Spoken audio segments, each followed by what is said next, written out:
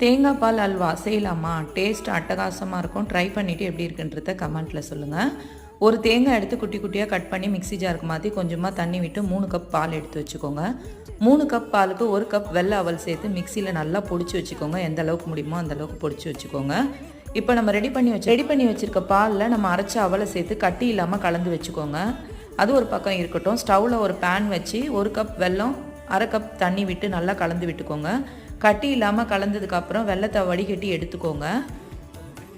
மறுபடியும் அந்த வெல்லத்தை இன்னொரு பேனில் விட்டுட்டு நம்ம ஏற்கனவே அவலும் தேங்காய் பாலும் அரைச்சி வச்சுருக்கோம் இல்லையா, அது கூட சேர்த்து நல்லா கைவிடாமல் கலந்து விட்டுக்கோங்க.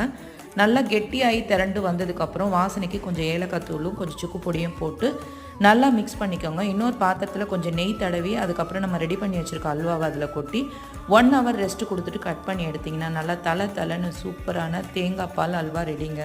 வீடியோ பிடிச்சா லைக் பண்ணுங்கள். தேங்க்யூ.